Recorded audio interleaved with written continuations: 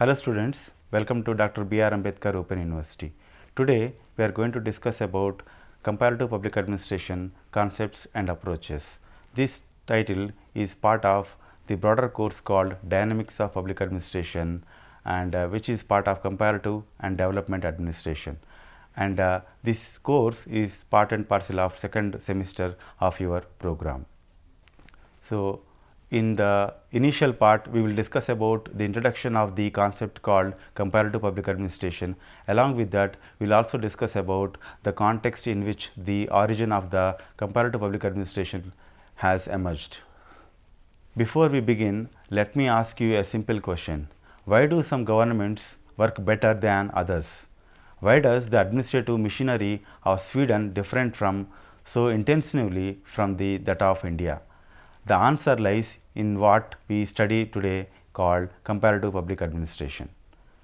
Now, before we discuss more details about comparative public administration, it is very important to know about what do you mean by comparative public administration and what it refers to, and also who was the responsible for the coining of the term called comparative public administration, and the authors and thinkers who extensively worked in the field of comparative public administration.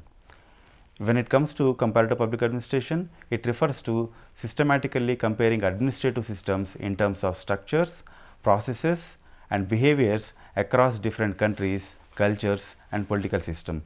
What does it mean? It means that we will not be looking at the administrative systems in an isolated way. In other words, we are looking at the administrative system along with the other administrative systems which are already established in other countries, and the objective behind going with this comparative public administration is to do a comparison among different countries and their administrative systems by referring to what we call culture and political systems, which we cannot practically ignore. In fact, Frederick Rix, one of the founding figures of comparative public administration, defined the concept as a study of public administration on a comparative basis. The important word is comparative basis. First of all, we need to understand about why we need to do a comparison. Can't we study the administrative systems in an isolated way? The simple answer is no. Yes, there is nothing wrong in studying any administrative system in an isolated way to understand in a better way. But at the same time, it will give a comprehensive idea about the limitations, the betterments, the reforms that we can bring in the administrative system only when we try to compare. Comparison in terms of what? Remember one thing, students, we need to understand that comparison is possible only between two comparables. That is very important to understand. So, we cannot blindly compare the systems with another system in a simple manner. So, here when the Frederick Rix was trying to use the word comparative system, he was referring to the comparison between comparabilities. Okay? So, that is very important to understand. The core objective is to develop new generalizations and also theories that transcend national boundaries. That is very important thing. Why do we comparison? We will not do comparison just because we have to compare or somebody told that we have to compare. So, when we think of the comparison or why we need to do comparison, it is not just because the title is proposing to do a comparison, but the intention is to compare with a particular objective. Here there are some core objectives why we compare the administrative systems. The first objective is to develop a new generalization. What do you mean by generalizations? Generalization is nothing but identifying the commonalities among all the administrative systems and trying to develop a particular principle which is universally applicable. So, that is one of the important ideas. I hope, friends, you remember about the second phase of the evolution of public administration, in which we discussed about the universal application of administrative principles. So, development of universally applicable administrative principle is very important to call any discipline as science. That is why it is very important for the thinkers of public administration to develop some generalizations by studying and comparing with the different administrative systems in the different countries in the world.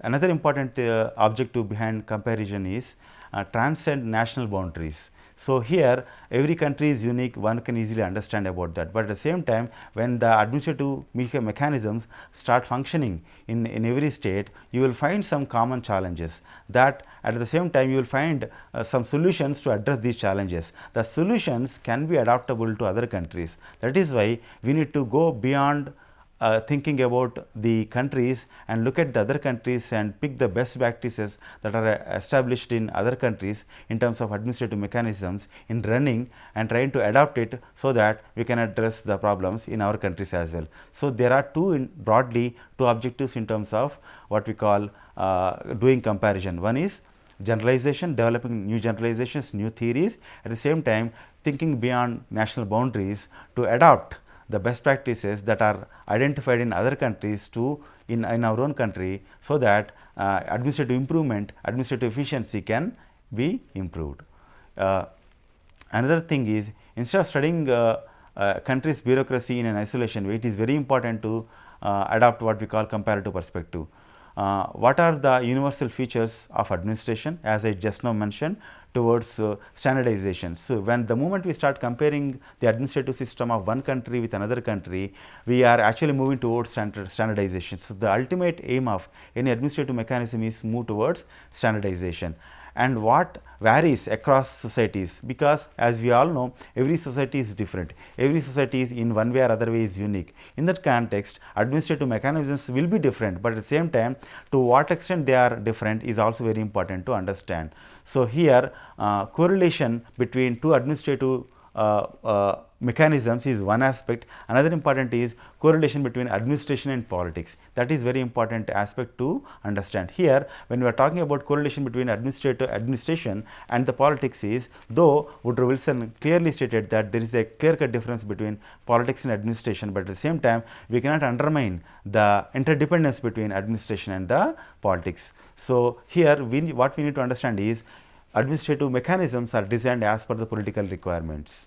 As I repeat, administrative mechanisms are defined as per the requirements of the politics. So, that is why this correlationship is also very important to understand. And comparative public administration, when it comes to origin, is emerged as a distinct field in 1950s and 60s, largely driven by the post-World War II context. Not only that, decolonization was the obvious result of post-World War, and also the another important historical movement is called Cold War. Here, Western scholars, particularly Americans, have shown lot of interest to understand how these decolonized countries are trying to stand up and trying to establish their administrative mechanisms in terms of running the state. Remember that state can be run only through administrative mechanism. One of the important organ of the state is what we call the administration. So, how they are trying to establish their administrative mechanisms, what they are designing, and to what extent the American can help these countries to adopt the administrative mechanisms. So, American government tried to help the decolonized countries to design the administrative mechanisms. With this aspect, we will be completing the part 1 of the session. Thank you.